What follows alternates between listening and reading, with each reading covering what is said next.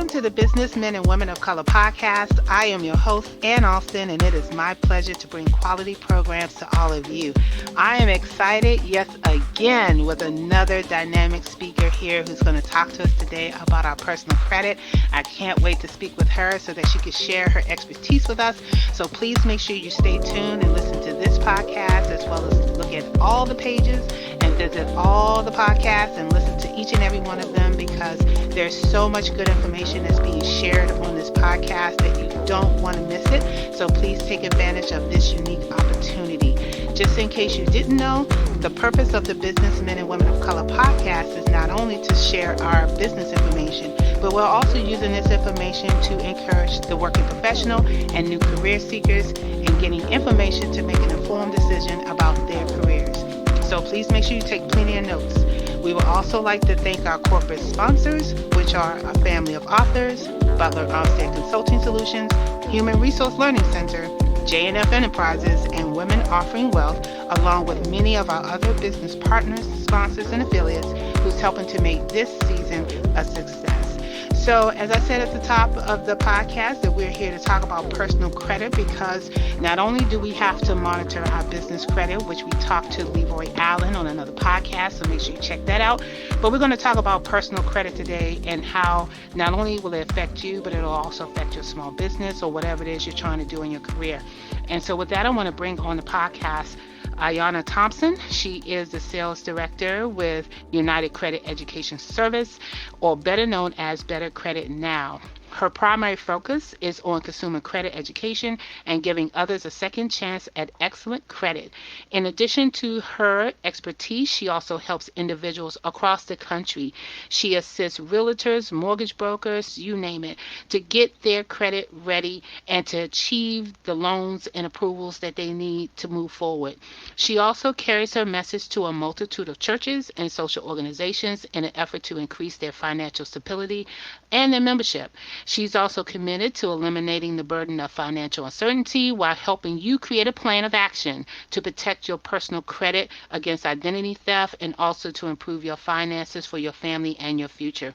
So I want everybody to continue reading on her bio, and I want to welcome Ayanna to the podcast. Welcome. Thank you so much, Ann. It's my pleasure to be here. Thank you for inviting me. No problem. I'm so happy to see that you're here, and I can't wait to learn more about what you do. So, can you just tell us about who you are, where you're from, and how did you get into this line of work? Absolutely. Well, welcome everyone. I'd love to be able to share with you that I am just like you.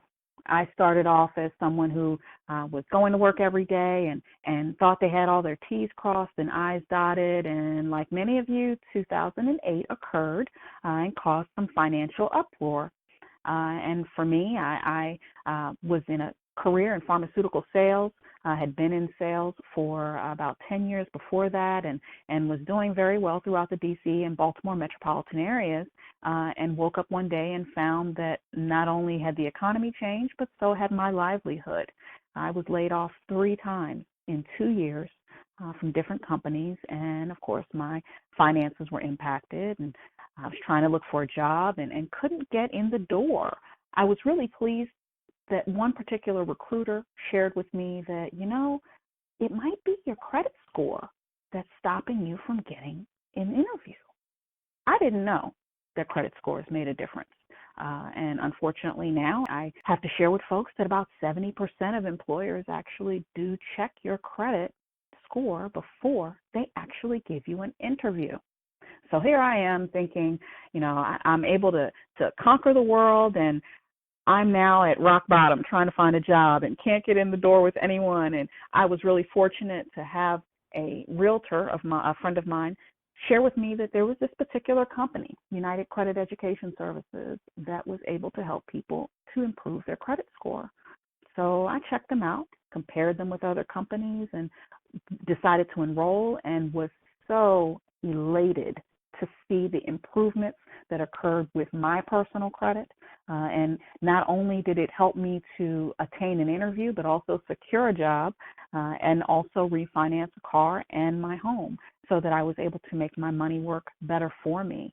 And because it worked so well, I decided to represent them. I know what it felt like to have great credit, then have life happen, things out of your control, and then to have to wonder how you were going to make ends meet, if you could get approved and the like, and then to know that I had a resource available to me that most people didn't know about. I wanted to share that and help to empower others so that they can also, as I did, have a second chance at perfect credit, because better credit gives you more options in life. Right. Awesome. One of the things I also want everybody to know that Ayanna Thompson is a business sponsor. So I want to make everybody know that she is a business sponsor on this podcast, and we definitely appreciate her to do that and help supporting this effort.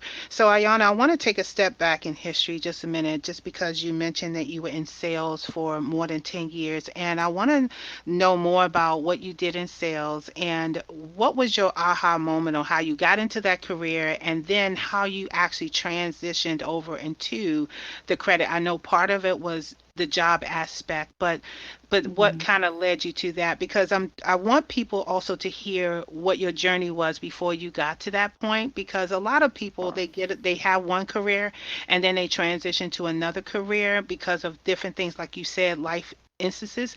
But it's always good for people to know the different type of industries that people have prior to what they have now. Oh, absolutely. I agree. So I started off as a political science pre-law student in college, thinking I was going to be a prosecuting attorney. That was my dream job. My father is retired now, Prince George's County police officer, and I was daddy's little girl, so I wanted to be like him, take the criminals and put them away. He lock them up, and I put them away for their crimes. And then once I was in college, I found that the criminal justice system was not exactly what I thought it was. And I had to reevaluate what I wanted to do with my life and how I could best help people. And with that, I decided to, although having a degree, a pre-law degree, I decided to go a different route and do something that was more service oriented. And I started working with service companies and eventually moved into the sales realm.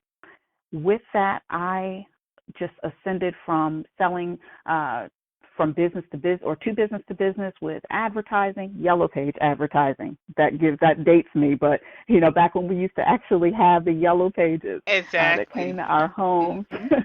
And you know what? They still And come out with the yellow pages, though, in my do that? Does area. anyone use them? Yeah, you know what? I actually use them every now and then. I will go in there because I know that I can quickly find stuff versus looking on the internet. But you know what? I think at some point it's still useful.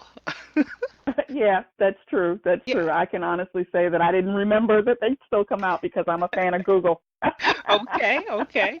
All right. So But you was from okay. Go ahead. from doing the business to business sales, someone shared with me that they thought I would, be more helpful in getting involved in more direct opportunities to educate people in the health industry. So through different contacts, I learned about this industry of pharmaceutical sales. And I was very fortunate that I was also mentored by a doctor who was treating my grandmother for diabetes. She shared with me a lot of different things that were available in the medical field that would be able to take advantage of my skill set.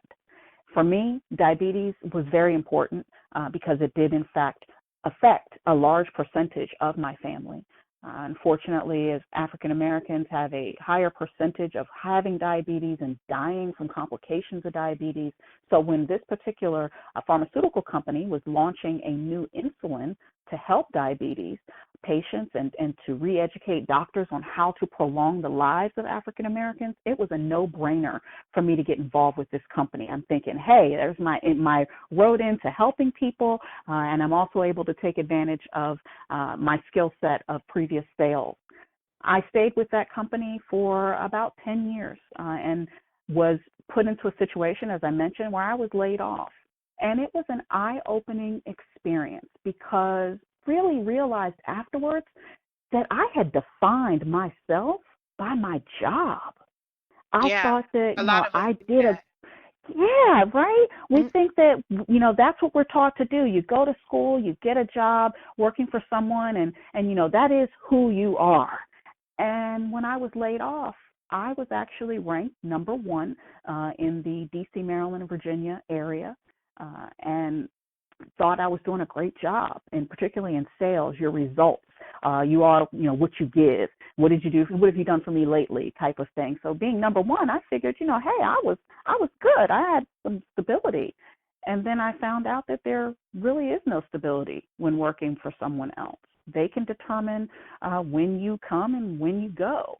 They also determine how much you get paid, when you get paid, whether you can take time off. And it wasn't until that aha moment of servitude, I'll say, to a working relationship in corporate America did I realize that this isn't what I really wanted. I was allowing someone else to determine my worth, my value, whether they needed me or wanted me, what I could and couldn't do, fell into someone else's hands. I wanted more control over my life. So fortunately for me, as I was able to rebuild financially, I also had the opportunity to start my own business. And it has afforded me the chance to regain knowledge of who I used to be, the woman that wanted to take care of others, do well for herself, and leave a legacy by helping improve other people's lives and the world around me, and do so without worrying about Right. sacrificing time and family and friends. Absolutely. And you pretty much said it all. You just don't understand the magnitude of being not in control of your own destiny. And it's pretty much like you Right. said, many of us are walking around being defined by our jobs because we Mm-hmm. are in these unique positions and we feel like, yeah, we're doing a great job. And you can't take anything away from that because you are doing a great job. But you also Right. have to realize that there are certain things that you can control on your end that will help direct your career path. And that's what we need to do. And so that leads into the next segment. Right now, we need to talk about how the personal credit actually works. For I know a lot of people like, oh, I know about credit, but we need to break this down so that everybody really clearly understands how this really works to affect us, our future, our careers, our business. Because one of the reasons why I wanted this segment on this podcast, because people forget that even though you have a small business, you still have personal credit that you still have to deal Mm-hmm. with. And that was definitely evident when we went to the Money Baltimore conference, where we had Yes. actual financial experts in there talking about how you still have to use your personal credit. So I want you to take a moment to kind of just break down credit in its natural state, who does what, who's responsible for what does the credit bureaus actually do, what are they actually responsible for, so that people can start building that and getting that in their head now. Oh, most definitely. Money Baltimore was a fantastic event. So next year, if you all weren't in attendance this year, make sure you put it on your calendars to attend next year's event. It is such an informative session to teach you, as Ann mentioned, about things that you maybe kind of had an idea of, but you needed more information, whether it's finances or credit or how to start your business, how to do things properly. Is a great time and informative as well. Now, as far as credit goes, and you're so very right, we think about our businesses, and a lot of people do not understand that your personal credit is going to be your foundation for your personal life, but also for most small business owners, it's also the foundation for your business and what you are able to do. Now, first and foremost, let's talk about credit scores. What is credit? What are credit scores? What do they do? It's this mysterious thing that can determine your ability to proceed and progress into different levels of your life. Now, first and foremost, credit scores are determined by three different entities: credit bureaus or credit reporting agencies, they're also called. Those would be TransUnion, Equifax, and Experian. These three companies are privately held billion-dollar companies. That's billion with a B. Their goal is to help the banking industry to determine how risky is it to loan you money or to give you services like your utilities or cell phone bill. That's really what that score determines. What's the likelihood that you're going to, one, pay off the money or debt that you are accruing, and two, what's the likelihood that you're going to file bankruptcy in the next 5 years. Credit scores are a range of scores, actually. The lowest is 300. It goes up to 850. A lot of people are really surprised to learn that you have three different credit scores because there are three different agencies.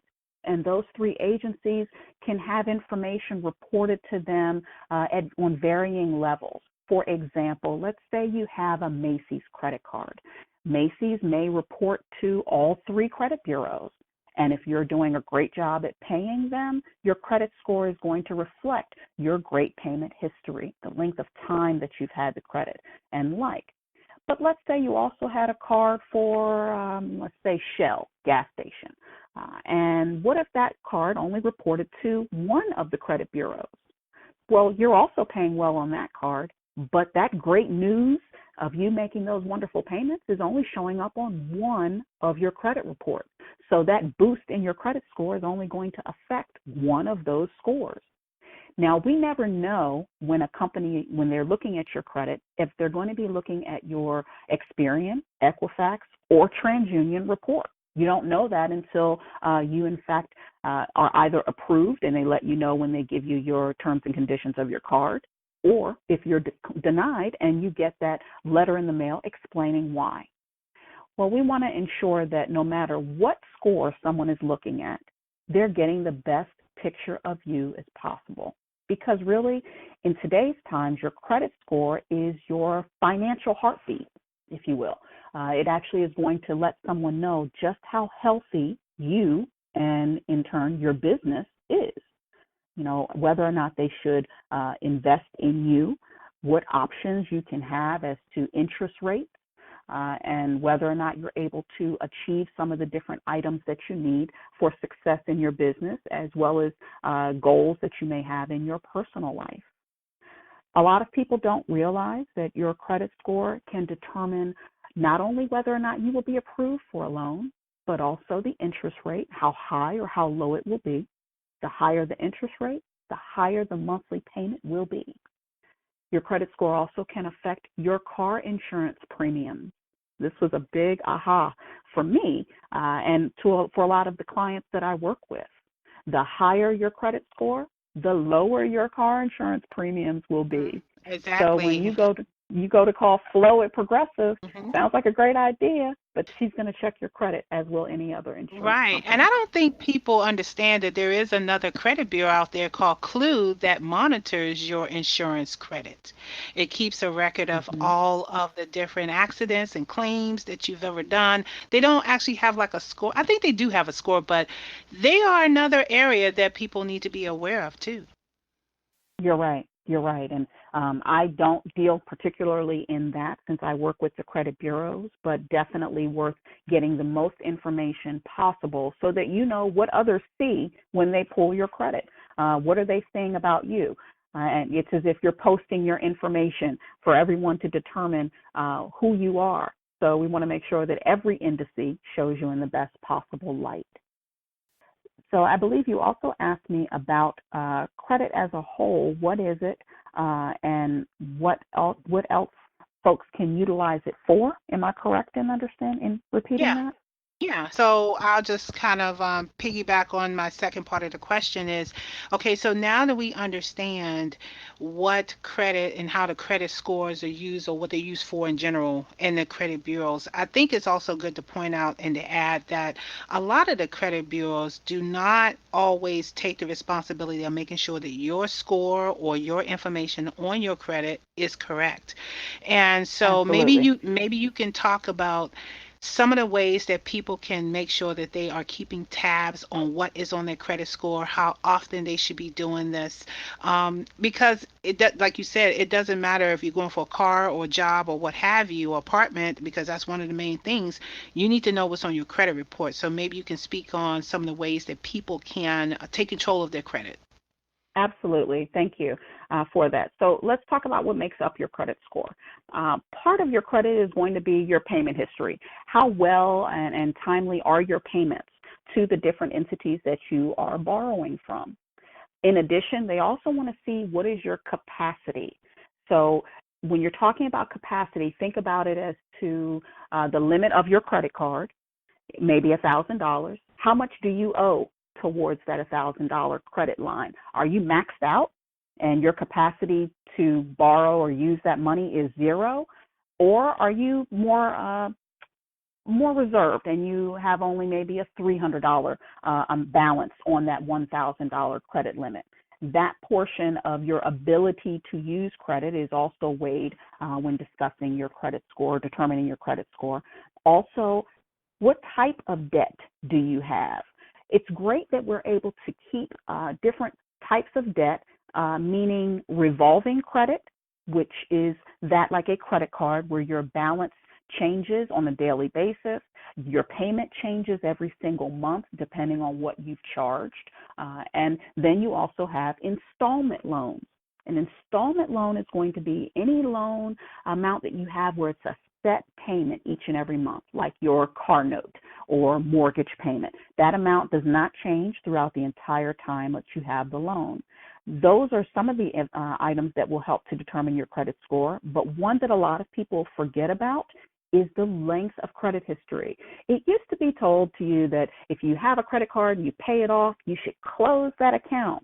And in actuality, it's best to keep that account open because it helps to show that you can handle the responsibility of debt. So all of those things come together to determine your credit score with the bureaus. And you are absolutely correct. And the bureaus, their goal is not simply to list your information and have it as 100% accurate info. Unfortunately, 80% of credit reports have errors on them.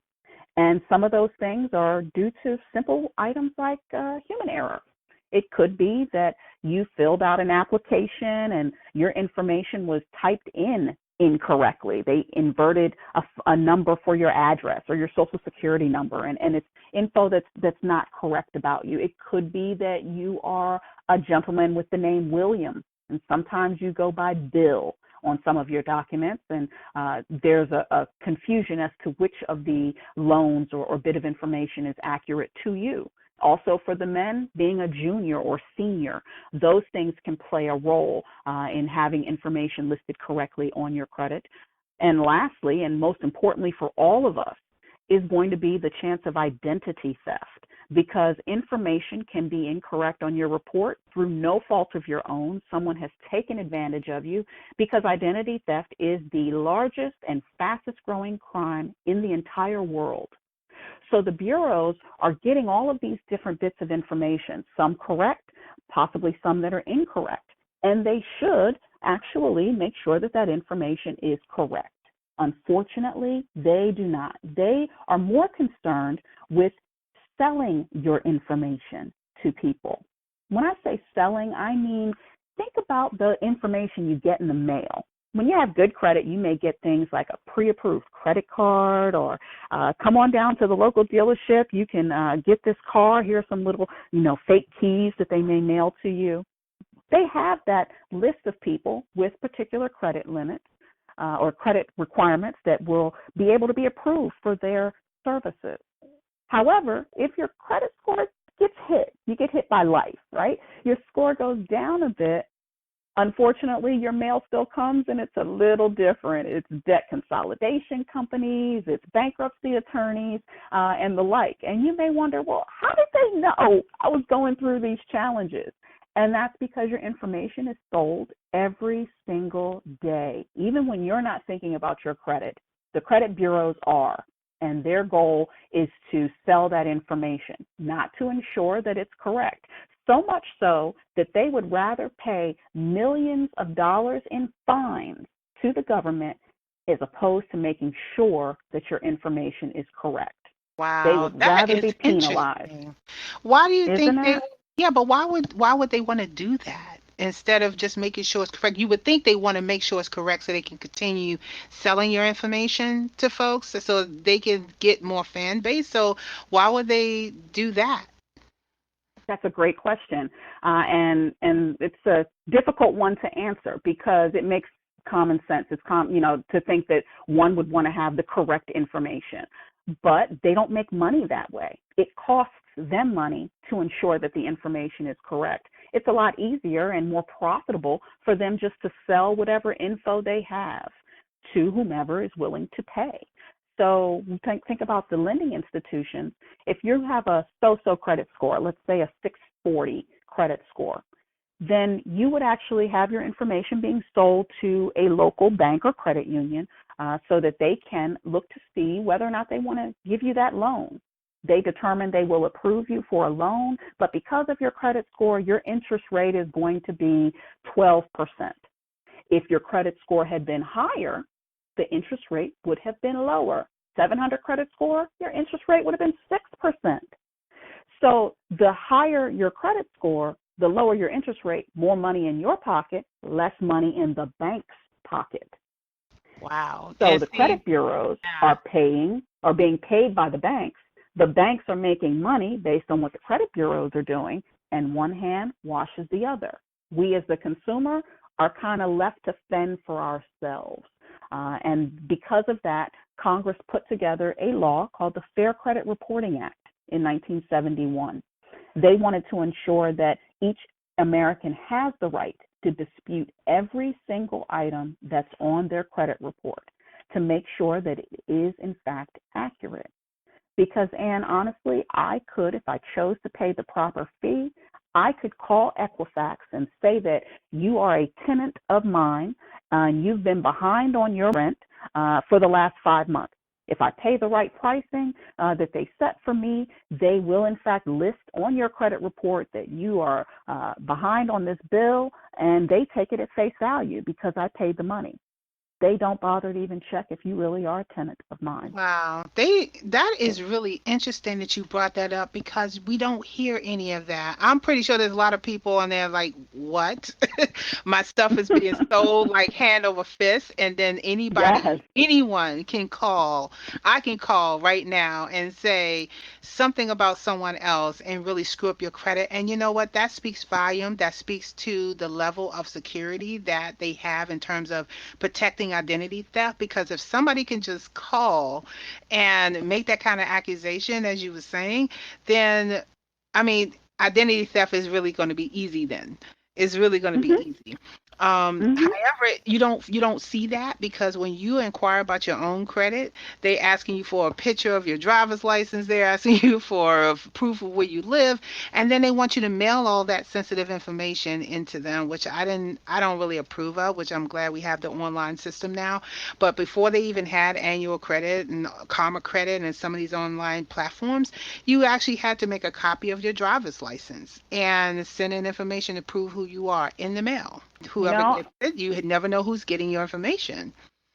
that's very true, and there is some concern with that. However, the way the law is written, although technology makes it easier for us, it also makes it easier for the credit bureaus to not correct the items that they should on your Yeah, credit report. exactly. Unfortunately, when you think about items we have on our report, just to clarify for some folks what the different types of items are, it could be an inquiry when someone is just checking your credit. They investigate, and it's called an inquiry. It could be a hard inquiry, which it hurts your credit score, or soft inquiry, like your bank checking to see what's going on with your credit, or an insurance company that you're with. It doesn't affect your credit score, and no one sees it but you and the credit bureaus and the person that requested the info. So you have an inquiry. That can stay on your credit for 2 years. Then you have the trade lines, they're called. It's each individual creditor on your credit report. Their information can stay on there for up to 7 years. Then there are other items that are a bit larger, like a bankruptcy. Bankruptcies can stay on your report for up to 10 years, as well as judgments and tax liens and the like. They can stay on your report a bit longer. Now, the goal with the Fair Credit Reporting Act was to ensure that the bureaus were held responsible, and they were given a clock. They are given by federal law 30 days to investigate any item that you're challenging with your credit. So although technology makes this easier, it also allows them to get through that 30-day window of verifying your information a lot sooner. Let me give you a scenario to kind of play Hmm. out what I mean. Okay. Okay. If you were to use Equifax and you went through their online services, They are going to get an inbox of information. They can check everything out, cross their T's, dot their I's, and get back in touch with you with the updates in a matter of, 4 or 5 days typically, because it's coming to them very quickly. In actuality, you don't want them to be able to do that quickly. You want time to work for you as opposed to them. So instead, I would highly recommend that people not utilize the electronic versions, although the concerns for your identity and protection and the like are very valid. Just to tackle the two things separately in this particular analogy here or example here, if you were to in fact mail your disputing information, that letter that is challenging everything, to the credit bureaus, they then have to get that mail. It has to go through processing, get onto Sally Sue's desk. It may go to the inbox for a while where they're physically handling paper. So you think about how busy an office can be. They are, in fact, putting this on someone's desk who then has to investigate. They have to call the creditors. They have to, in some instances, call the creditors' creditors to find out why that collection item that was for Macy's, they need to call the collection agency, Macy's, and verify and go through all the hoops. They have to do all of that, get the creditors to respond back to them, and then be back in touch with you all within 30 days. If they aren't able to jump through all those hoops, cross the T's, dot the I's in 30 days, that item on your credit report must be removed by law. It doesn't matter if it was yours or not, if it's new or old. If they cannot prove that that information about you is accurate, it must be removed. So let's say you went through the process where I gave the example of you being my tenant, and we did it electronically. They could very easily just check the boxes and say, okay, yeah, we verified this, and oh yeah, that name seems right, and okay, yeah, all of this information has been verified. It's very easy to simply click buttons and fill in the blank, as opposed to the more time-sensitive issue of 30 days working in your favor when you're talking about snail mail. This is a case where snail mail is a good thing for the consumers. Right. Okay. So there's one other point that I want to bring up that I want to get your validation on. Okay. So when I was handling my credit before to get my home, okay, I'm going to use myself for example. Okay. So I was trying to get my home way back in 2005 and finally got my home in 2007. So I did that. And what I discovered in my journey in handling my credit is that for things that are on your credit report up to 7 years, for example, like you said, what they were doing was that they were updating the activity date to restart the clock on those 7 years. So you can actually have something on there for more than 7 years because if the creditor is coming back, even after you charged it off, because I had some that unfortunately life happened, school happened, I had a charge off.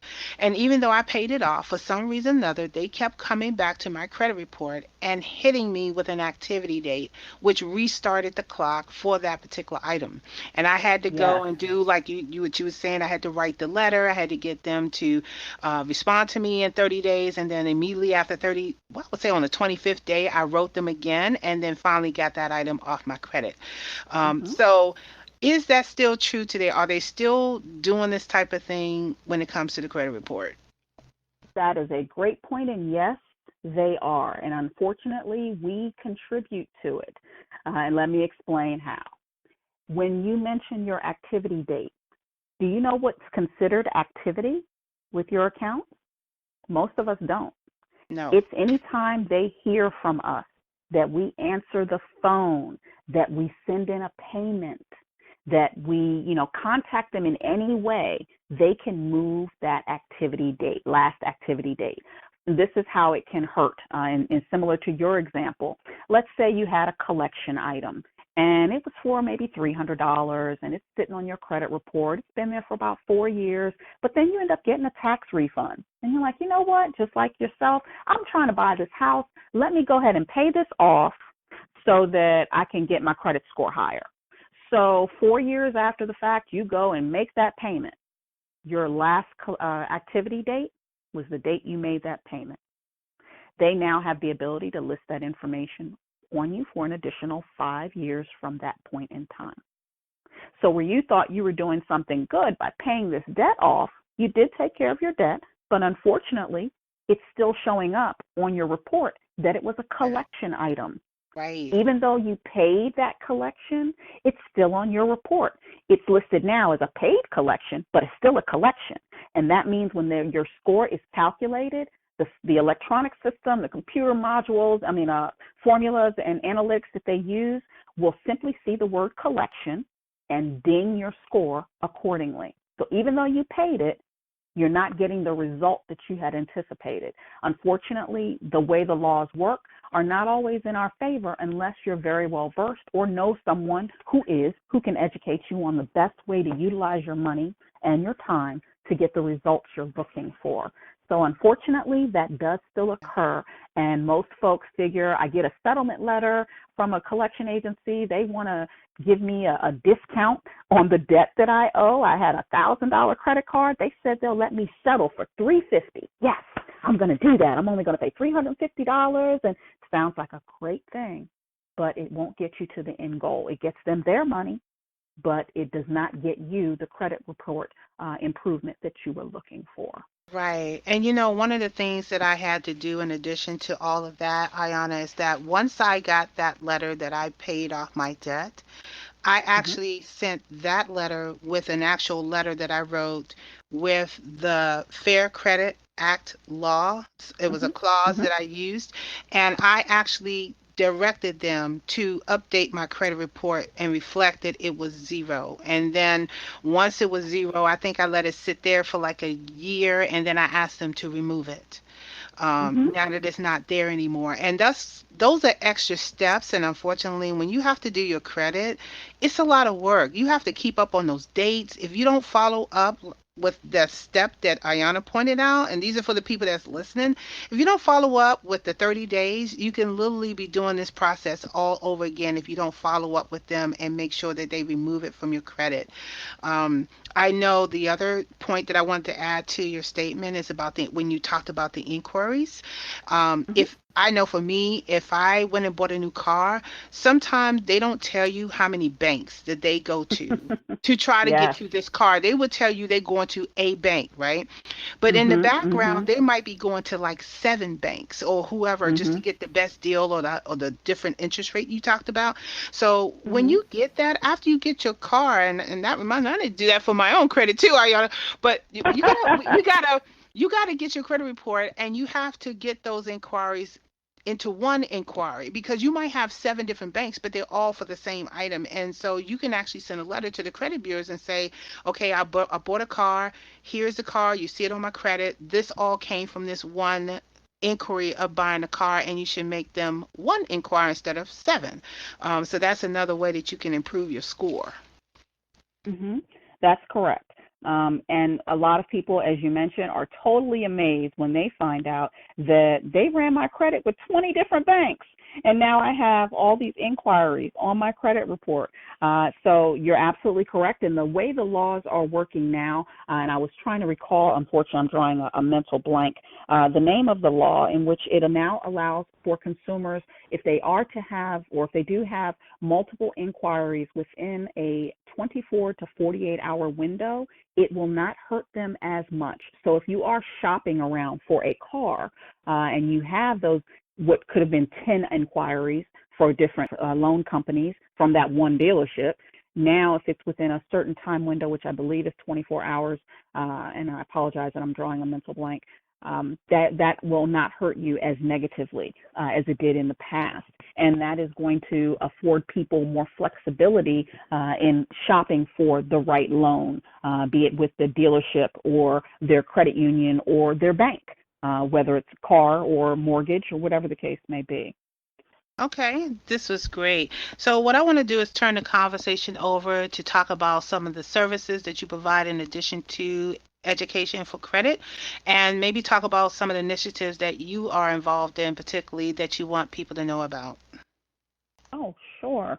Well, I work so diligently to get the negative items removed from people's credit reports because everything can hurt you if it is not listing you in a positive light. So before I go on, I do want to clarify what is a negative item and how does our service help to remove those things.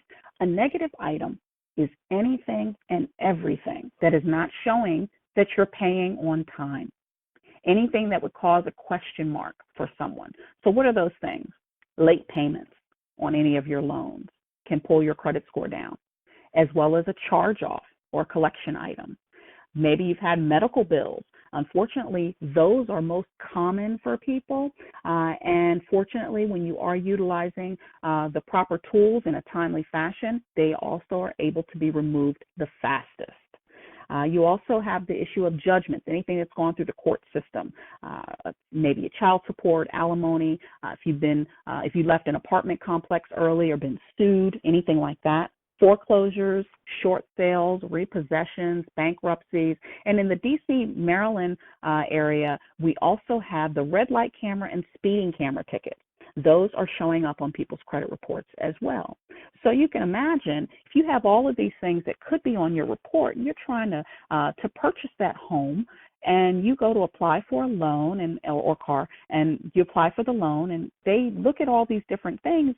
They tell you, hey, you're not approved. What are your next steps? That's where a service like ours comes in. We work to dispute, as I said, everything that's negative on your credit report, but helping to be your advocate. We're staying on top of that clock and making sure that all of the information is being sent to the credit bureaus in a timely fashion, using all of the correct language to make them jump through those hoops. We want to make sure that whatever obstacles are put in the way for you achieving your life dreams, be it a home, a car, education, your business, whatever it may be, that we can remove those obstacles so that you're able to not only get a second chance at better credit, but also protect your family, your finances, and your future, because better credit is going to save you money, as we mentioned with car insurance and the interest rates.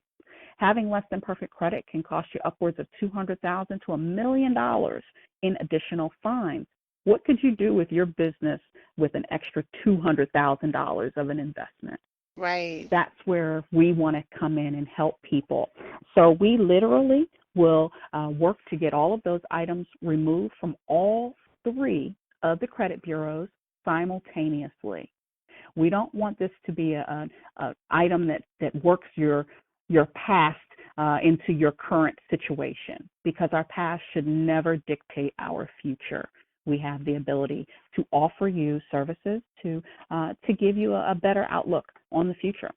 We also partner with the Youth Financial Literacy Foundation, which is a nonprofit organization that goes into schools and teaches children ages 8 to 18 all the things about finances, credit, interest rates, all the things we wish we had learned about when we were in school. And in addition, we offer scholarship programs. And we are very fortunate with our company to be able to say we've donated just this past February $180,000 in scholarships to high school seniors and college freshmen. And one person, actually, the second place winner, was from Ellicott City, Maryland, and she received $20,000 towards her college education. So I want to make sure that we also take advantage of the opportunity of helping others, and our services donate to the Youth Financial Literacy Foundation every single month to help towards those college educations. What do you need from the people who are listening to this podcast and participating? What do you need for your small business to thrive? For my business to thrive, I would like to speak with anyone that is looking to improve their credit score. Maybe it's because they are making a transition in their life by starting a new business, and they're looking for some additional investment from their banks. Maybe they're trying to buy a home or simply refinance and put more money in their pocket. I am looking for ways that we can connect, be it through Facebook, Instagram, directly on the phone, through my website, whatever the case may be, so that I can give you the different options so that you can make the better choices for your life and your family's life, so we can protect not only you, but also the legacy you're trying to leave behind, your business, the legacy with your children, so that they can run those businesses and the like. What I would really need from everyone is their contact information so that we can connect. My contact information to reach me directly is on the website, so that you can reach out via any of the social media outputs there. And then also give me information when we chat about what exactly you have going on. So have an idea of your credit score. I implore all of you to check your credit at least once per year. By law, we are all entitled to a free credit report from every bureau every 12 months. You want to check what's on there so that not only are you aware, but also you're able to ensure that your information is not being sold. If you have an idea of what's holding you back, we can come up with a plan to make sure that it will no longer stop your dreams. Fantastic. So, everybody, you've heard it here today about your personal credit. I know some of you may have heard some of this information before, but you really have to take it seriously, because if you are going into any type of career, because everything is so digital and everything is so technology bound and people are looking and seeing you for what you are, you need to make sure that you check your credit, that you have a career roadmap, that you have your references. You have to be prepared. And taking care of your personal credit is the first step that you need to do in order to be successful. And so I want to encourage everybody to also take a moment to go to all the pages and listen to all the podcasts that goes along with this, because you need a 360-degree view of how you can move forward and get informative information. And I also want to take a moment to thank our business sponsor, Ayanna Thompson, for being on this podcast today. I really appreciate you being here and sharing all your information.